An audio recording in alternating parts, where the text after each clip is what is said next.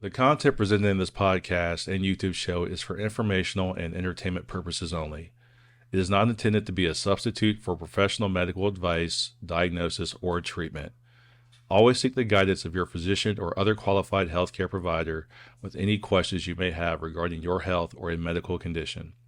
Never disregard professional medical advice or delay in seeking it because of something you have heard or seen on this show. If you think you may have a medical emergency, call your doctor or emergency services immediately. The host, guest, and producers of this show are not responsible for any adverse effects resulting from your use of or reliance on any information presented.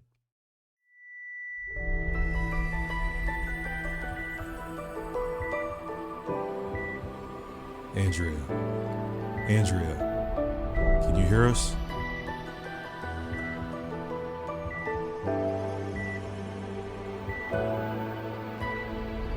Many years ago, I died for 26 seconds. There are so many people in this world that have experienced life events that have led to their soul purpose. Wake Up Your Soul with Andrea will bring you these significant life events that demonstrate how to use those moments for guidance and life purpose. These are our stories.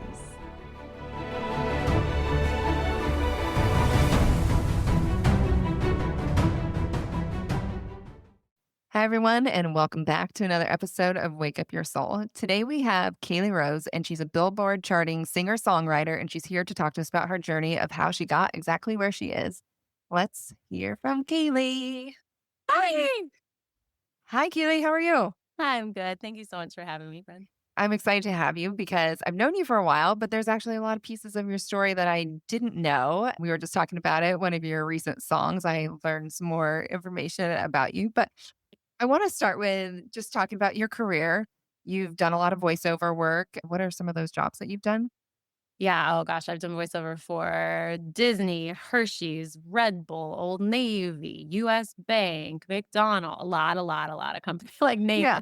Pepsi, almost every company I've done. Mostly commercial work. I've been very Okay. thankful for that. Some narration and audiobooks and a little promo and a little animation. I have a series out with a couple fellow voice actors. It's been a long time. Gosh, it was years ago, but it's called Between Busts. And it's historical women having modern conversations. So I got to play Marie Antoinette and Marilyn Monroe and Jane Austen and all the dream women that you just look up to. Oh, that's fun. Yeah. Yeah. We had to mention that because I feel like people might listen and be like, she sounds familiar. Yeah. It's funny because people will say, like, can you do the thing? And I'm like, icebreaker. That one was 5 words. Okay. Well, then you have to do a thing. What's your most popular voiceover work that people recognize and they want to hear again? That one was for a few years. It was 2 people in the rain and they like shared a moment and then they each turned and they popped in icebreakers, mint, and then they got in a cab together and it was icebreakers, breath freshening. You don't even remember at this point. But that one was for years. And then what else will people recognize? There are just so many. It depends on what region of the country you live in. Yeah. I'm sure every time you look at all these products, icebreaker, whatever it is, McDonald's, you probably get, I don't know, go back in time to all these jobs, right? Yeah, I've been really, really fortunate. I learned while I was working. Like, we never told the clients that, with like the agency and production studio I was working at, but it just happened so quickly. And it was one of those things where, I was working at a coffee shop at the time. I was miserable. I had graduated from Columbia and I wanted to do something where I knew I could get healthcare because I'd been working in real estate. And then, you're such an independent contractor in that setting. And I was like, I'm going to work at Starbucks and I'm going to get health insurance. Go me. And just miserable because so many people would call off. They didn't respect the job. And then they would leave the other employees there until 3 a.m. working with these chemicals and these water bugs would walk. It was terrible. Like, my one thing in life is cockroaches. Yeah. Or cockroaches. And I couldn't handle it. And that was a sign. Like, whatever you believe in, they sent it to me and they said, get out. And I would constantly log in or like clock in or whatever you had to do. And then truly 5 minutes later, I would get a phone call from my new voiceover agent. I had never worked in voiceover. And every day they would call me around this time and say, hey, you got to get here before the end of the day. There's an audition. And I felt so obligated to stay because I had made a commitment that I said, no, I'm so sorry, I can't. And then after that happens a bunch of times, I left. I didn't feel like I had anything stable to leap into, but voiceover caught me very lovingly. And I've been able to use my voice as my instrument ever since. Oh, I love that. Yeah. I mean, I can relate to some of that too, because I used to model when I was younger. And I mean, for me, though, it was more like if I didn't make it, I felt like eventually that my agent was like, okay, we're not going to keep calling you if you're not going to these auditions and things. Totally fair. Yeah, you can only say no so many times. There are a lot of people who want that role, Yeah. right? Or want that opportunity. And Yeah. so I think, like, did you ever feel this way growing up as someone in the entertainment industry? Did you ever feel very scared to say no to an opportunity? Like, I would say yes to things that weren't paying me or weren't feeding me or weren't treating me well. And it was terrible. And then I had to learn my own self worth. Yeah, I definitely want to say yes to everything. I don't think I ever did anything though that in the end I wasn't happy with, but I remember I still think about it to this day. I'm like, I could have pulled it off, but my agent wouldn't let me. It was I had booked a job for Keen shoes. They're like a well-known hiking shoe. I was their one of their very first models. They flew me out to Palm Springs for it. And that was, I think, shooting on a Saturday, and then I was supposed to fly back Sunday, but there was also a job I booked with, I think it was IBM or something weird at the time, and that was for Sunday, and my agent was like, "No way, like, if your flight is late, whatever, like, you can't make it to the job, like, you can't do both." And I remember being, like, so frustrated and so mad about it because I really wanted both jobs, but I get it. Well, also you and I call it my overcapability complex, but we can handle a lot, right? yeah. If you give me grocery bags, I'm going to carry them all. I'm not trying Yeah. to trips.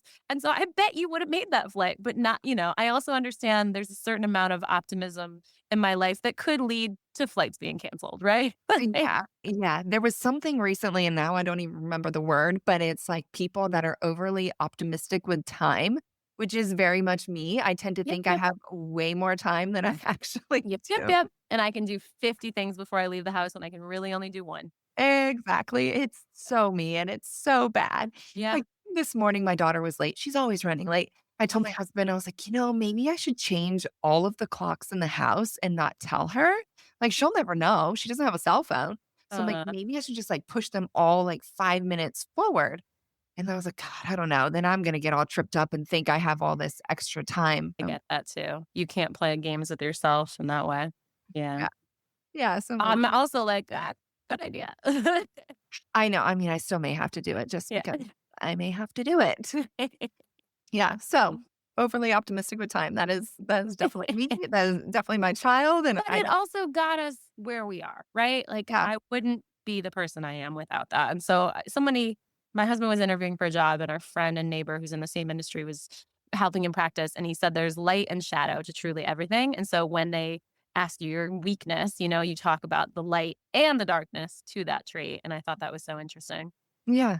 Yeah. I completely can understand and see that, like, there is a lot of good in it as well, versus, like, because it makes me try for more, right? I wouldn't try for more if I thought, like, "Oh, I don't have that much time. I can only do one thing." Then that's a lot more limiting, Yeah. so Yeah. And here we are. What is it, like 10 years later, 20 years later? We're like, you could have made that. I know, right? I'm still not over it. I'm gonna call my agent and be like, "Just so you know, I would have made it to the job, okay?" Or I would have died trying. Like, I would have gotten in a rental car. I would have gotten on a horse, whatever I needed to do to Like, get there. I would have got a So I scooter, thought like, I don't know. this weekend, I was in Charlotte on Monday, and then I went to Philly to do Confident Concert shows on Friday. And then both of my kids got sick. And I still was like, I'm going to be there on Sunday. And then I had 2 shows on Sunday in Santa Monica. And then I did the 2 shows, and my body immediately collapsed. Yeah. Not collapsed, but I got sick. Yeah. So we know what we can handle. Yeah. And if you're Um, tapped into, I'd love to talk about that too. yeah. 'Cause I love how tapped in you are. I First, I have to say, though, I think you and I and other people that are entrepreneurs and doing things like we're doing have this very similar trait where we just push really hard and we just have a lot of self-belief that we can do this. And it's not in this egotistical way. It's just a I can do it type of attitude. And I think that's really important when you're trying to push through all this stuff. Um, Absolutely. and I don't think that's come super easily for myself or probably even for you, right? I mean, let's talk about some of the things that you went through growing up that led you to creating your business, Confident Concerts. So we haven't really gotten into that much, but Yeah. Kaylee did start to Oh, touch yeah. on that. Yeah, you started to touch on that. Kaylee does Confident Concerts, which I just think are so amazing. Like I love, love, love what you're doing. If I could sing, I would be doing it right there with you, but I cannot. So unless you want like Mary That Had a you Little Lamb. can. I've taught some people who said they couldn't sing and they end up being able to sing, you know? Yeah, no, You want to get back into it. it's okay. Me and the mic will just have this relationship and that's it. There you go. Yeah. But Kaylee, tell everybody about your concerts and Yeah. okay. So Let's from you know what? voiceover. Let's not talk about Let's save first it. let's talk about childhood. Let's just Yeah. let's talk about your life and what led to the concerts. All right.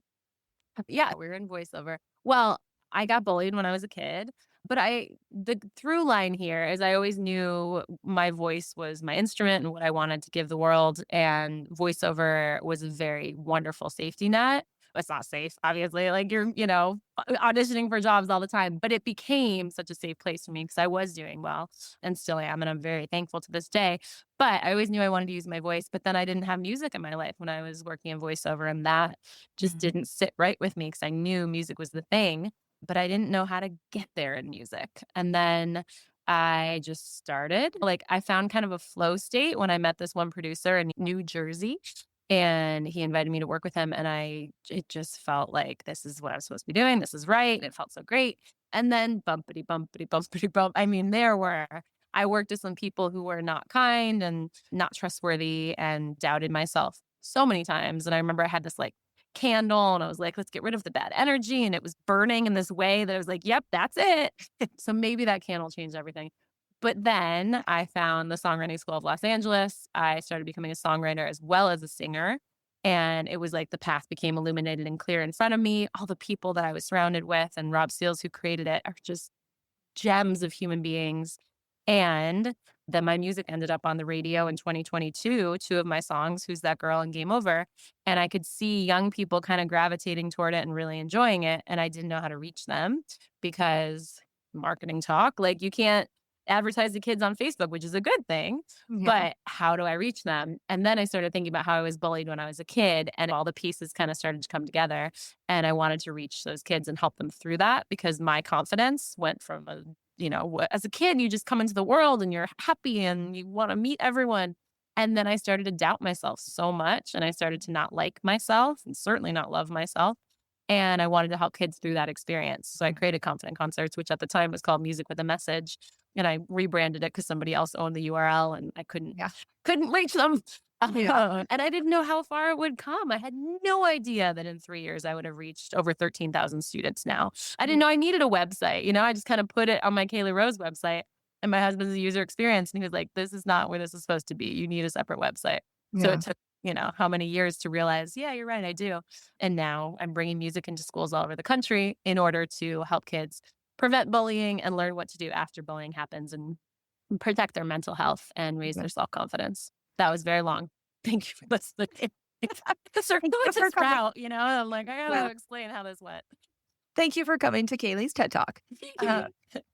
But you did drop a little gem in there. I mean, there's a lot of gems, but something really great that I want to point out is talking about you really tapped into like, what is my talent? What talents do I have? And what have I been through? Because people often don't realize how everything they have been through is part of their purpose. And it's meant to be merged with the talents and capabilities and abilities that you have in life.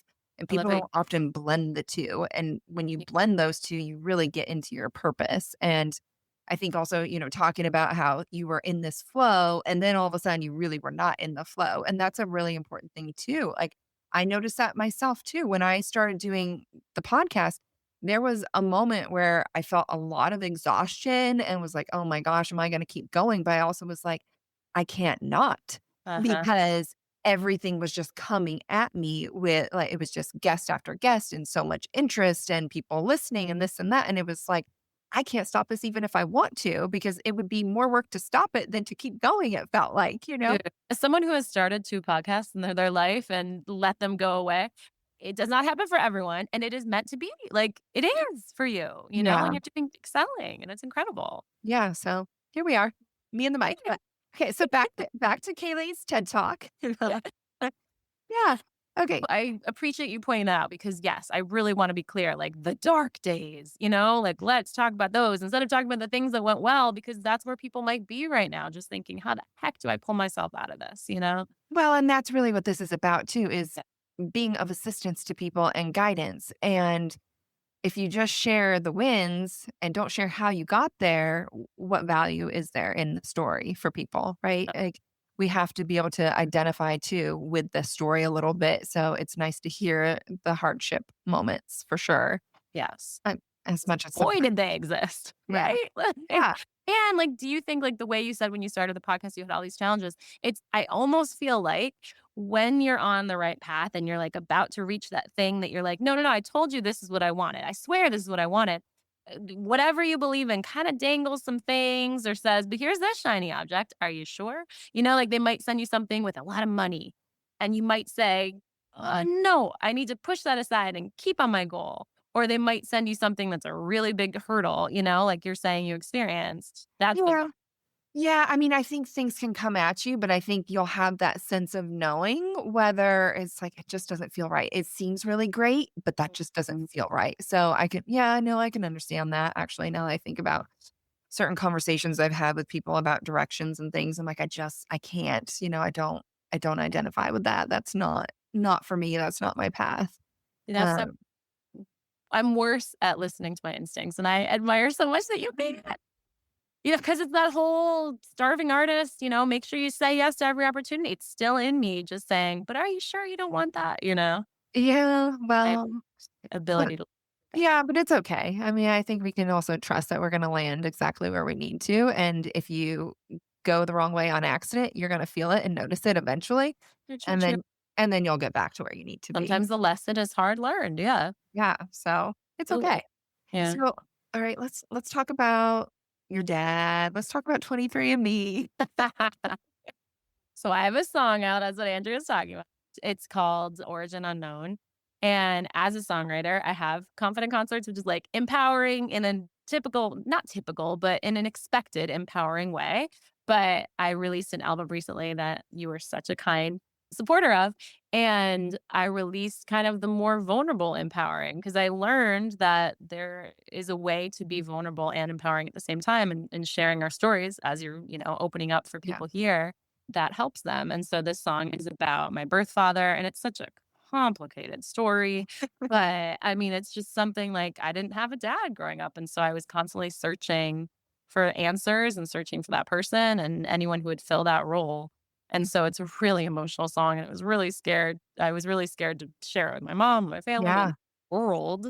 But, what compels me is showing my heart. And that's, I know what I was put on this earth to do, and tell that truth and show that emotion, because I have such deep emotions as a songwriter and as a singer, Let it out, girl. What did your mom think of the song? Like, did you get the reaction you expected? I avoided the reaction. I'm like sending her advanced copies of things and like, hey, listen to this song. And this one, I just put it out there, to talk to social media as if my mom wasn't listening, but I know she was, because she's so supportive in that way. And she said, oh my goodness, I just listened to your song. I can't even finish it. I'm crying. Like, oh. Yeah. But yeah, it's just challenging when you want to write your heart and expose your heart, because you want other people, if they have that similar experience, to be able to find that, it's for all the fatherless daughters out there, all the people who are looking for adopted parents or anything like that. Anyone who can relate, I hope they find it and find comfort in it. So like you're saying, when you know that you have something that people need, you have to share it. And I do find that those ideas keep knocking, and they say, hey, you're not knocking on the walls of your mind, and they don't let you go. So you got to listen. Yeah. Was your mom's reaction what you expected, or you just didn't get much other than she couldn't cry? I thought she was going to be mad, probably, air our dirty laundry. Yeah. I think I always like to talk about that though, because I feel like that's something a lot of us go through in life, where we have these moments of wanting to be vulnerable, wanting to share something, but we don't out of fear because we have this assumption, like we assume how somebody's going to react and respond. And so we keep things to ourselves. But so often that way that they're going to respond that we have assumed is not actually, it's like never what actually happens. True, true, true, true. I think it's complicated too when your story is tied to someone else's and you want to be really honest about it, but you know that telling your story will also affect, and we all have different shared Oh, experiences, and sure. different perspectives. So someone might say, no, this is how it happened. And the other person might say something different. So that's complicated too. But I think a lot of other songwriters might say they take poetic license more. I've always been very like, if it happened on a Tuesday, we cannot say Wednesday in a song. And that's just me. I don't know. I like that because I'm the same way. Yeah, it's definitely my truth. And I feel like that's good songwriting. But I respect, I'm not looking at Maggie Rogers songs and fact checking them at all. And I don't think anyone is. If it's a good song, it's a good song. If it makes you feel, it makes you feel. It's funny though, because I always laugh. I can't even think of the singer. It's a country song, and he sings about his wife, and he says something about her being 5 foot whatever, and it's actually wrong. And he didn't know that when he wrote it. And then afterwards, she was like, I'm not 5 foot whatever. I'm blah, blah, blah. So every That's time I hear that, I think about it. That's so funny. I wonder, is it a case of like she lied about her height? Because so many people do, or he just got it wrong. I think he just got it wrong. I mean, like, if you ask my husband how tall I am, I don't know if he knows. That's a good question. Like, does he? I don't know. Kind of like, does he know how much I weigh? Like, I don't know how much. Well, that one he doesn't need to know. Yeah. So Like, like there's like those weird details that are personal that, I mean, I could care less about how much I weigh or how tall I am, but it's like you don't go around talking about those things. So why would somebody know them necessarily? So that's so funny. I'm sure she never met him and was like, and by the way, I'm 5 foot, whatever. Yeah. Like, how does that even He's not looking at the driver's license every day. Yeah, well, he should have for the song. Yeah, you would kind of want to fact check that. I would, but maybe not. It just fit the rhyme and the rhythm, and it was, let's go with it. Which he's like, I'm going to pray she's 5'9" because that makes the most sense here. Yes, she is. He's like, I'd rather not know. Now I'm curious. Are you 5'9"? What are you? No, I'm 5'6" and a quarter. And a quarter if we're going to be exact here. Yeah, I always wanted to be petite. That's not even petite. I feel like that is like standard great. See, I always wanted just like 1 more inch. I needed 1 more inch. Like in the modeling world, 5'7" is a whole lot better than 5'6". It just is. Yeah. I mean, 5'8" is like, used to be kind of the minimum for some of the bigger things, but it's okay. That's all right. When it becomes that kind of thing where you're reduced to a stat, I understand. Like then of course you can't change it. It's hard when there are things we can't change, which, we're talking about confidence. There are things you can't change and you have to accept. And it's a journey, my friends. Yeah. Right. So what do you share at the concerts for the kids? I mean, obviously you share some of your songs to empower and uplift them, but I'm assuming you also do a little speech, yes? Yes. Okay. So I share my experience with bullying. It's not long because kids don't listen for very long, So I give them an abridged version. And then I really focus on, when I first started this, it was basically like going into schools and giving them every mistake I've ever made and trying to make sure they didn't make them. But then it's become formulated into like our 3 methods for building self-confidence. And so we use affirmations, we use power poses, and a bunch of other things in order to build self-confidence. And so it's not a one size fits all, right? Like not one book or one podcast is going to help every single person, but affirmations are scientifically proven to help us. It changes our brain. It changes how we view the world, and they help me. So it really is helpful. And set to music with catchy rhythm and rhyme, it becomes memorable. And then the power poses, again, like Harvard has studied this and seen that it helps people. And so many things, but it's also like, every single assembly is different. And there was one in Lompoc, California, where you could just tell that these students wanted to share their stories, and they always want to share and they're always volunteering, and it's beautiful. But this one, something was different. And so I put a microphone in the middle of the room and I was like, if we don't get to all of the songs today, if we only get to a couple, it's fine. If they don't learn this one line, that's going to be okay. Clearly what they need is to stand with a microphone and have people listen to their story and pour their heart out. And it was so beautiful, so beautiful. And then there was one recently where this little girl kept requesting my song Brave Ones over and over. I would do it. I would do a second song, she'd ask for Brave Ones again. I would do a third song. She would ask, all right, we'll do it a second time as long as the teachers and the students are here for it. And by the end, we had done the same song 4 times. Oh my The God. audience wanted it and I was here for it. Yeah. And so like going with the flow, especially with kids, sometimes they're crawling on the stage and trying to hit the keyboard and I have to reorient and say, okay, let's do this exercise instead. It's such a journey in that way and so fun. Yeah. Yeah. Well, she must not have heard trees touch the sky. That's my favorite. Thank you. I love how much everyone loves that one. And that song taught me, like, when you show, like you said, when you show your heart, people need it, people respond to it, people welcome it with open arms. I don't know, that one just felt like a little musical theater-y, a little pretty. It was And so it's so pretty. So yeah, pretty. and I just thought pretty was like a bad word in pop music, and it's so ridiculous. No. I love how people love it. Thank you. Thank you for telling me and sharing that. Yeah, no, it's my favorite. I say it all the time, actually. I always tell my husband, "It's my favorite. Have you heard this one?" He's probably heard it like I'm a fan. I'm like, listen again. Let's slow dance to it. Well, Uh, okay, but let's talk to parents for a moment. Moms and dads listening. They're not going to your concert, obviously. They're not going to an assembly, right? I'm sure maybe some parents attend, but the majority are not there, right? So Yeah. let's give parents a mini assembly. What would Yeah. you say to parents for how they can maybe be on the lookout that their kids are lacking in confidence? What are the signs? What would they be noticing that, okay, you know what? Maybe this is a sign. They just don't have that much confidence. Yeah. And how can I bring it to them? Parents know their kids the best, but kids are also really, really good at hiding it because they also love their parents so much that they want to hide it because they don't want they don't want their parents to feel sad or worried or these things. So it's really challenging. So being in communication with teachers and with people who are seeing your child every day is so important. And like what they can do, that's kind of what I'm focusing on in this moment, is modeling self-confidence for themselves. Like, how do you talk to yourself and how do you talk to your children? Like, as an example, when they make a mistake, are you the voice that's understanding and saying, hey, everybody makes mistakes, this is how they learn? Or are you kind of not bullying them, but being unkind and hard on them? Because that's going to become their internal voice.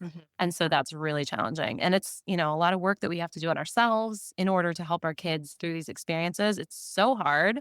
And like I said, it's not a one side. I wish I could just say, just read this one line or just listen to this one song or this one book.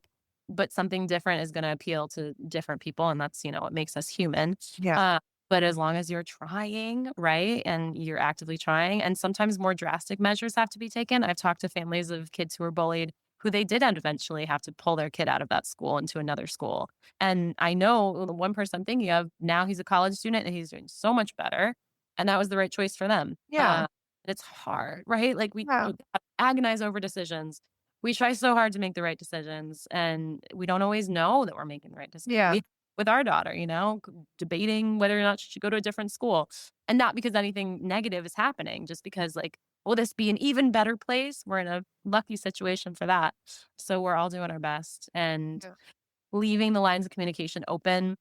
I have so many things to say, I know, but also like sharing your own stories, like me saying over and over again, yeah, I was bullied. It was terrible, has led to my daughter saying, well, I was bullied too in kindergarten or preschool and talking about it and working through it. So many things. Yeah. Yeah.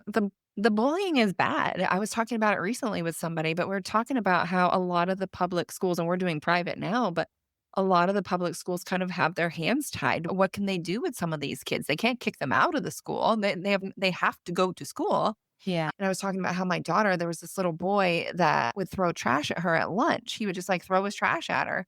And when I said something to the teacher, her response was, oh yeah, we have a friend that likes to throw his trash. I'm like, okay, so like, what are you going to do? What are you going to do about it? And it doesn't have to be aggressive, but shouldn't be tolerated. If he doesn't know how to sit and be with other kids and keep his trash to himself, then he needs to eat with the principal every single day. If you ask me, Absolutely. I can't understand sometimes why there just isn't a little bit more of follow through on the behavior. But also in school systems, it's really challenging because in so many ways the teachers have their hands tied. Like there are certain things they can't even mention to parents, even though they're seeing the student there and they know them so well, they can't say certain things to parents because of, whatever systems above them. I know. Um, It's a and mess. so, yeah, it's like a systematic issue in some ways, Yeah. but the desire to problem solve needs to be there. And it's just really, really challenging. I'm Yeah. sorry, dear daughter.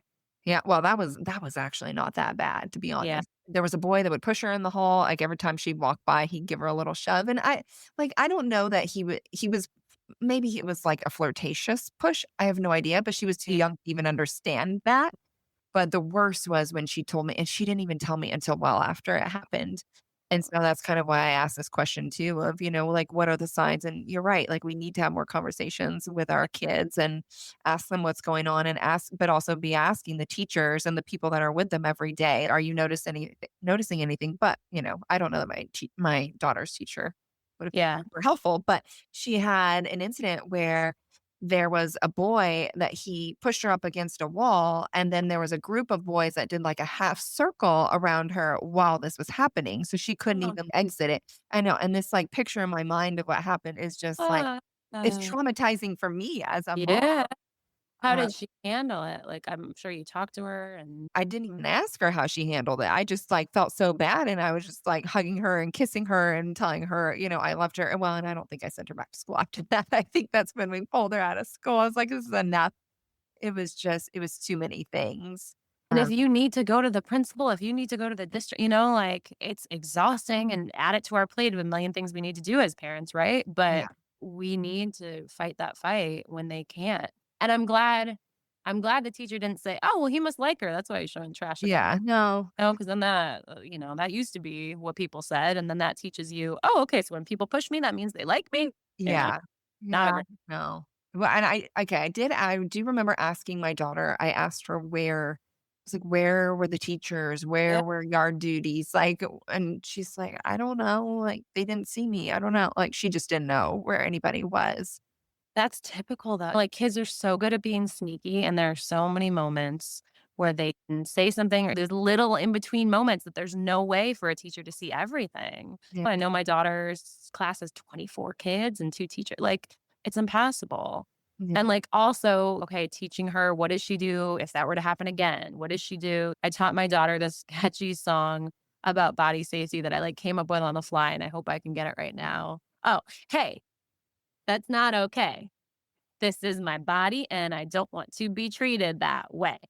And that can work when they're 5. Like, we yeah, adapt yeah, things yeah, as they get older, and that's why, like, my elementary school assembly is different from middle school and all of those things, but just constantly bringing that home constantly and, like, all those little things that we try to remind them, like I said, getting that voice in their head, teaching them martial arts if they need it. "Oh, and we're gonna do that just to" I don't know, she's probably gonna wanna go to school in New York City like I did, so let's just protect them at all costs. yeah. But like you're saying, Tough. I don't think I ever had that conversation maybe with her to not tolerate that sort of stuff because I just didn't expect it to happen in Of kindergarten. course. Yeah, yeah, yeah. So it was like, Fun. I feel bad, like, I didn't prep No, her enough. I mean, I think nope, another thing don't schools feel badly. schools could do better though, cameras. Put cameras Yeah, everywhere. I actually have cameras everywhere in my house now, yeah. and it's been quite helpful when kids come over and they're like, "I didn't do it," and I'm like, "Really?" I'm like, "Who's this on my camera doing did," and then they just look at me and they're like, Ah, I actually had one kid say, "I don't know." I'm like, "That's you. there's me. That's you." But you Everyone know is trying. I hope, I constantly say everyone's trying their best. There are probably some people who are not, no. right? But I hope that as parents and as teachers and educators, we're all trying our best. I also think like on this journey, I never thought I would be talking about youth suicide, but very quickly it was like, oh, that's what I'm dealing with. I didn't realize it, but that is, bullying and the lack of confidence and believing in yourself and liking yourself. That is the most dire, dire consequence of this. So, and I don't think, unfortunately, there are many, many parents who have dealt with that. And I think a lot of them would say we did everything we could, or they would say we didn't know. And how do we know? So that's a fantastic question, So I'm like, I know that there are clinical signs to look for. I, in this moment, am not versed with them right in my back pocket. But for everyone listening, after this podcast, let's take a moment to look those up, right? You Okay. know, it Yeah. is very important. And there are fantastic centers for suicide prevention and all of these things. And people are doing amazing work in those areas. So being knowledgeable, I'm going to make a commitment right now, like accountability partner, my friend. Let's know those signs. Yeah. Absolutely. Yeah. No, that's a huge passion of mine because I was suicidal as a teenager and I struggled severely with depression. And so that's a huge thing for me with my kids and just always kind of checking in with them and making sure that they're happy and making sure that they feel loved Yeah. and asking them, do you know how much mommy loves you? Because if you ask them, they'll be honest. Yeah. They will tell you like, well, I Yeah. don't know, or a lot, or But I'm they'll be sure, honest. I hope you had people who loved you. You know, like our hormones are raging and depression is real and it's chemicals in our brain. And that's why I say sometimes like there is nothing that people can do. Yeah. And that's the saddest thing in the world. The other thing, though, that I think is a huge problem with kids too now, like you're saying, I mean, suicide is obviously the worst one of it, but with this lack of confidence also comes this sexualization and kids engaging in those behaviors far too early because Um, they're trying to figure out how can I get confidence from. Absolutely. And how can I stand out and how can I be loved? And I definitely, listen to my songs. I definitely threw myself at men. But yeah, the I daddy issues. thought I Yeah. didn't myself, and I was looking for it in all the wrong places, so I thought if I could get that hot guy, then I must be worthwhile, and I put that validation outside of myself, so Yeah. internal validation is so important for Yeah. that. And how do we build that? We make a choice. We say, one day I was just like, "This isn't the way to live." Everyone tells me I'm the youngest and I'm the thinnest I'm ever gonna be, and I'm never gonna be this happy. Well, I'm not very happy and I hate myself, so I should probably fix it now. Oh gosh. So that choice, Yeah. and the more we talk, even when we think the middle schoolers and the teenagers aren't listening, they are. They're learning somehow. It's just They fun. hear something. They It's hear. so interesting. We have a music program in a middle school in LA right now, and it's challenging, but we're getting it in there somehow, like they're Yeah. empowered, whether we Yeah. like it or not. Yeah. I remember I was young. God, how old was I? I don't even know. I was like early 20s, I think, and I went and did a talk at a school. It was a continuation type high school, but it was somebody I was going to school with, and he was a teacher at the time, and I was going to school to be a teacher, but he was like, I don't even know how. I had to share my story for some reason in class, and he was like, this story would be really helpful for you to come and talk to the kids in my class because they just feel like life is worthless, basically. And so I went in and shared my whole like pacemaker story and, having the wire through my heart and my lung and all Mm. that. But it was interesting because the kids actually, surprisingly, they did lean in and listen to the story. Thank you for being real and sharing in that way. Yeah, no, I mean, because I've been through a lot of things and been on the other side of it, I have so much compassion and I don't want that for others. And so I look at it like, well, how can this be of value to others? And so I share the story as much as I can. But I remember sharing the story and I remember most of them were leaning in and listening. And then there were a few where it felt like they were trying to pretend that they weren't listening. Like Uh, I'm too cool for this, but I'm totally listening. totally. Oh, yeah. You When I know? middle and high school, it's all of that, and so I constantly tell myself, like, if I just have one person that gets one message that they need today, that's all they need. And also, can I also add thank you for being honest about being suicidal too? Like, that is incredibly honest and helpful to people, and yeah, we need to normalize that more. Like, I thought about it. If you read my journals from high school, you would have thought that I was no longer here on this earth. Yeah. I thought about I think a lot of us do. I'm not gonna say everyone, but it seems like, most, we wonder, and we also think, "Okay, well, those people would be so sorry. Wouldn't they feel badly?" Yeah. And, like, my big question is then what kept us here? I look back and I don't know what kept us here. I think it was the love of my family or having a passion in music, so trying to give, just tirelessly tell them how much we love them and show them how much we love them, give them something to work for and a goal. Finding our purpose is really helpful, but, like, to do that before your prefrontal cortex fully develops at age 25, 26 is Yeah. challenging, Yeah. right? Such a hard Yeah. time. Yeah. I didn't share it for a long, long time because I thought if I share that, if people know that about me, they will think I'm crazy Yeah, because anybody that wants to do something like that is just crazy. totally. And then I got to the point where it was like, it just doesn't even matter. It's not about me. Like, I don't care what other people think of this. I need to help other people. And if me sharing this helps somebody, because I know people will listen. And I know some people are like, oh my God, yeah, maybe they do think I'm crazy, but I also don't care.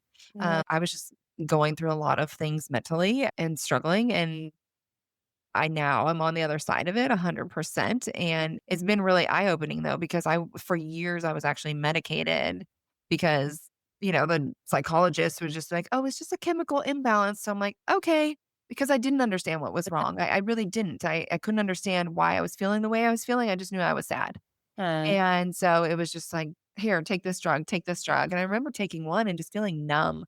Like I couldn't even cry if I wanted to. Like I still emotionally and with my brain felt the exact same way, but couldn't cry. Like I just couldn't. It was the weirdest thing. And so that wasn't really helpful. It didn't actually change anything. did you eventually have to like step it down gradually to get off? Yeah, I think all those drugs are kind of like that. I mean, I can't remember. Yeah. I was like 17 at the Oh, time. Like it yeah. was a long time ago, but because I'm so old now. Just kidding. We are the same age. We are old. Yeah, but I wouldn't want to go back to that anyway, Yeah.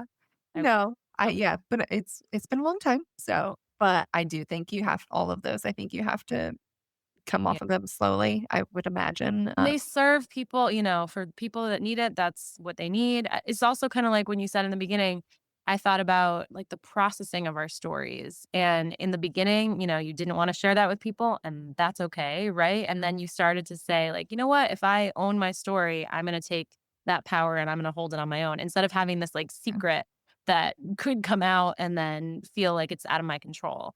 And so it's like, we talked about your mess is your message. Finally learning that you can share that and using it is Yeah. fantastic. And like therapy is so great, but it has stages, right? Like we learn the why, and then we have to learn, okay, how do I get past it? Like I can't just blame all my problems on this. And I feel like you meet people who are kind of in that in between stage and they're like, look what I learned in therapy. And it's Yeah. just like they're still processing it and they're not ready Yeah. to use it for good. Yeah. Well, and Yeah. I think if we're keeping something to ourselves, it's because we think there is something wrong with it if we share it, right? And then once we're sharing it, it's like it's because I don't think there's anything wrong with it. I fully own it. I fully own that like I was a 17-year-old that didn't know how to process through life appropriately. And so now I'm just like a huge advocate of brain rewire and really changing your thought patterns and understanding that our thoughts are going to create different chemical reactions within our body. And so I'm not a real big believer in the medications, to be Yeah. honest. I I know understand. people say some people need it, but I do question. I don't know. I question how many actually truly, Yeah. truly need it because if they have a well-balanced diet and well-balanced thought process and trauma healing and all that, do they actually need medication? Like, I don't Yeah. know. I haven't done the studies, but I find it a little bit hard to believe, but it's I possible. think it would be helpful if we identify the source and work through things before we throw medication at things. Every scenario is different and some people maybe need it. I don't know. I'm not a therapist or a Yeah. doctor. But Singer. the identifying of the source, but like I studied psychology and now here I am doing it again in a way. Yeah. But it is like identifying that source. And like you said, rewiring our brains, like in our middle school assembly, we talk about negative emotions and normalizing. Like, I'm sorry, you're all sitting here right now. And all of you have roughly, I think the new number they put out is like 6,000 thoughts a day. And they're going to be weird. They're going to be positive. They're going to be negative. They're going to be all over the place. And so you don't have to act on the negative ones. And it's also really important to share with people like the expectation is not to be happy every moment of every day. That is truly impossible. The expectation and the hope is to have skills to rebuild ourselves, to get back to a neutral, and then occasionally that happy place. But unfortunately, life is just not happy every moment. And it's sad when I have to say that to the elementary schoolers, and I ever so gently am like, I hope no one ever bullies you. I hope Yeah. every moment is great. But in case it happens, let's give you some methods to build yourself back up and maintain neutral to happy, Well, without.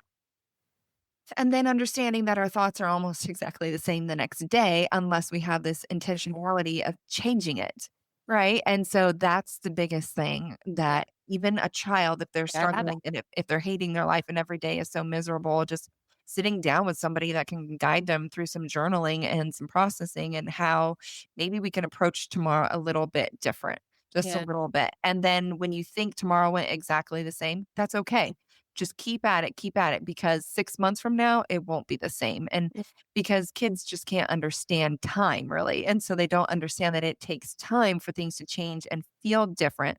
So if they can input something differently into their lives and Mhm. just keep on, right? Just keep on, and then look back in 3 months. Like, don't even tell me how it's going right now. Yeah. You know, it's Yeah. been one day, right? Yeah. So like, keep on. In 3 months, we're going to talk about it. If you notice Yeah. nothing is different, then okay, you can tell me this method is crap. You know, Totally, totally. That I mean, I always say, like, I don't care if you remember anything from this experience, but if you remember 2 words, keep going because you got through that dark time, when you were 17, and now, my gosh, you're on the other side of it, and you look around and you're like, "Thank goodness I stayed."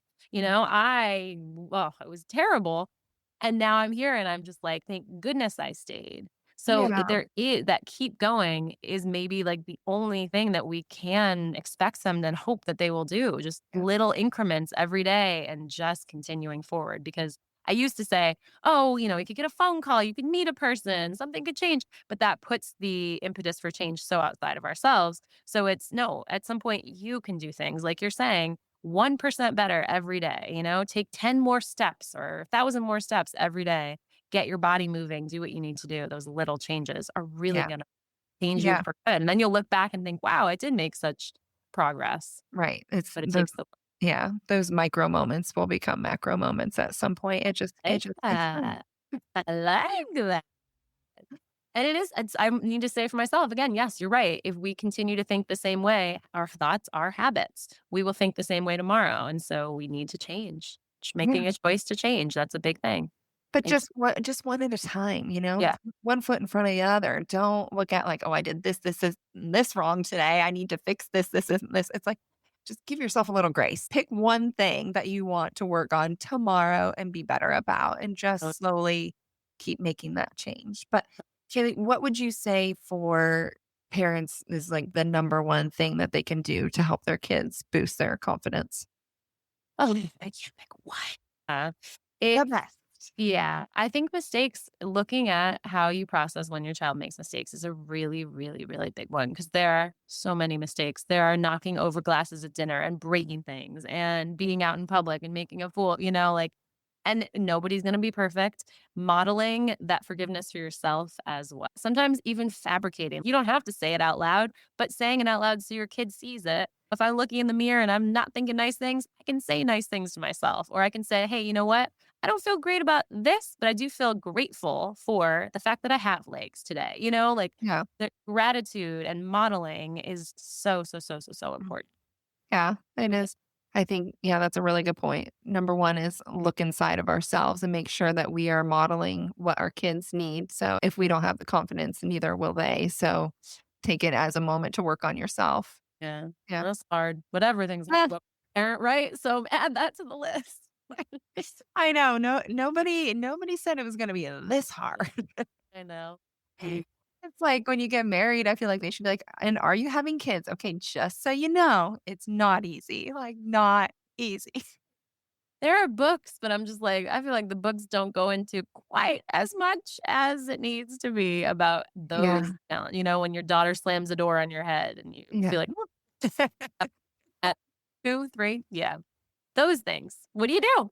How do you be kind to something that's being so mean to you? That's the book, Yeah. and it relates to bullying and it relates to toddlers. There That's we go. the book I need. Yeah. Hey, they don't prepare, they can't prepare you. You can't have every single conversation to prepare you for every moment of your life. Some things you have to learn on your own, I know. and sometimes the hard way. And it comes earlier than you think sometimes. My 8-year-old, she just turned 8 though, so she was still 7. This was recently. I asked her to do something. I can't remember what it was. If it was homework, it was something. And she's like, well, this is my life, so I can choose what I'm doing with it. And I was like, whoa. Oh, you're listening to my podcast. No, I'm just kidding. Yes, and there are consequences to our actions. I don't know, like, as your Well, it's friend like, too, I'm oh like, my "What do God. you say?" And I was like, yeah, okay. I always say that my kids are very headstrong, but I always say, I hate it now, but I'm going to love it later. I'm going to love it when they're 20 years old and not taking anything from anybody. Yeah. I My would love daughter has said my body, my choice to me when, like, I don't know, getting dressed or, oh, when I tell her to go to the restroom before we leave and stuff like that. And I'm like, Yeah. yes, your body, your choice. But also, there are But my car consequences. seat that you're going to pee on. So, I do not want to pull over on the 405. So please pee. oh, God. Yeah. I know. I'm like, but you don't understand your body yet. I still wipe you. So, And I remember having that same battle with my mom and not wanting to go to the bathroom before we left and screaming. But I didn't have the words "my body, my choice." So at least my daughter's a little better prepared for something. yeah, I know. For Yeah. battling.